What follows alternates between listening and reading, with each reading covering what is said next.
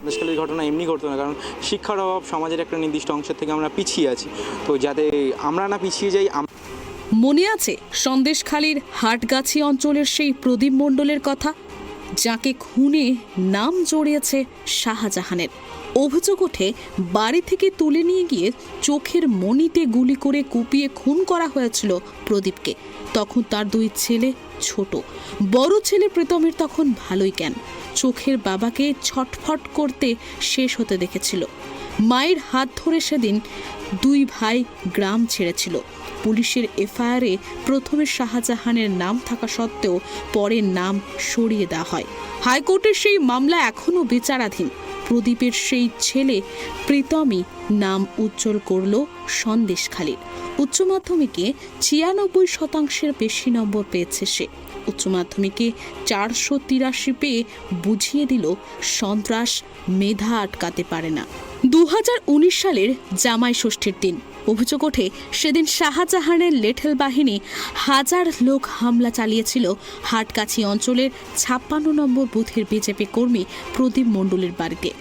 বাড়ি থেকে তুলে নিয়ে গিয়ে পিটিয়ে গুলি করে খুন করা হয়েছিল তাকে। বাবাকে নৃশংসভাবে খুন হতে দেখেছিল প্রীতম, সঙ্গে নিজেরও মা ভাইয়ের প্রাণ সংশয়ও ছিল ভয়।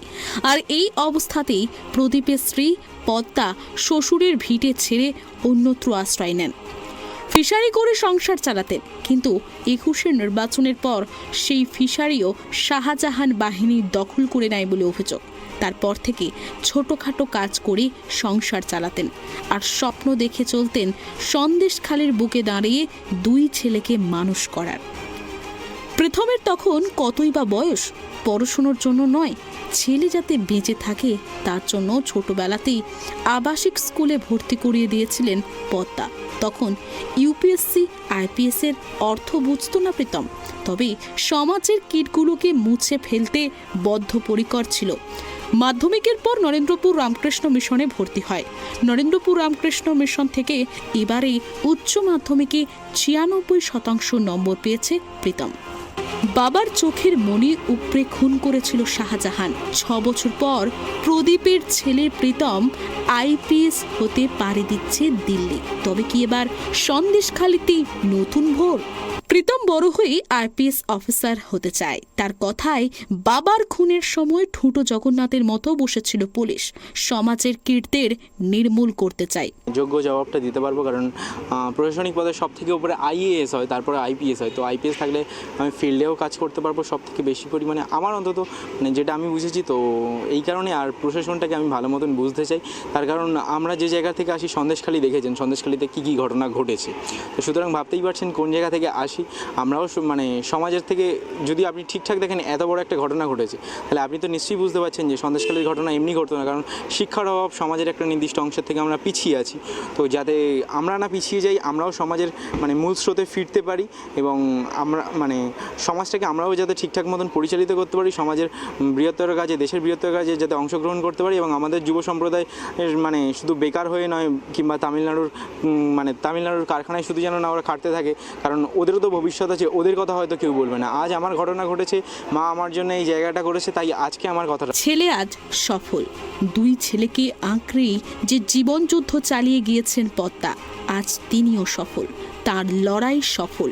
সমাজের কীটদের মুখে জবাব দিতে পেরেছেন তিনি। স্বামীর খুনিদের মামলা চলছে আদালতে। কারণ ওর তো মেধা ছিলই, আর বাবাকে খুন হতে দেখেছে, প্রশাসনের সামনেই বাবাকে খুন হতে দেখেছে, সন্ত্রাসবাদীদের আক্রমণ দেখেছে, মাকে ঘর বাড়ি ছেড়ে দুই সন্তানকে নিয়ে পালিয়ে যেতে দেখেছে, গ্রাম প্রতিবাসীকে আতঙ্কে পালিয়ে যেতে দেখেছে। তো সেই জায়গা থেকেই ও যে মানে রেজাল্ট করেছে, সেটা আমি এক কথায় বলবো, জবাব দিয়েছে যে বোমা বন্দুকে মেধাকে আটকে রাখা যায় না। মেধা তার মেধা সে ঠিক প্রকাশ করবেই। আর সেই কারণেই পুলিশি নিষ্ক্রিয়তা দেখেছে। সেই কারণেই ছেলের প্রথম থেকেই লক্ষ্য ছিল যে ও পড়াশুনো করে ইউপিএসসি পড়বে। শাহজাহান বাহিনীর ভয়ে দক্ষিণ ২৪ পরগনার সোনারপুরে আত্মীয়ের বাড়িতে পালিয়ে এসে নরেন্দ্রপুর রামকৃষ্ণ মিশনে ভর্তি করেছেন ছেলেকে। এখন সোনারপুরেই বসবাস পদ্মা দেবীর। আজও পদ্মা দেবী গ্রামে ফিরতে পারেন না। যাতায়াত করতে হয়, কারণ সেখানে শ্বশুরের ভিটির আশেপাশে বেশ কিছু জমি জায়গা ভেরি রয়েছে, সেগুলো দেখাশোনা করতে হয়। কিন্তু সেখানে যে পাকাপাকি ফিরবেন না তাও তিনি জানান। এখন আইপিএস হতে দিল্লির উদ্দেশ্যে পাড়ি দিচ্ছে প্রীতম। মনে হচ্ছে না সন্দেশখালির এই গোটা ঘটনা আগামী দিনের কোনো এক সিনেমার চিত্রপট, বাস্তবেই গায়ে কাঁটা দেওয়ার মতো এক সত্যতা। সোনারপুর থেকে গোপাল শীলের রিপোর্ট, ট্রাইব টিভি বাংলা।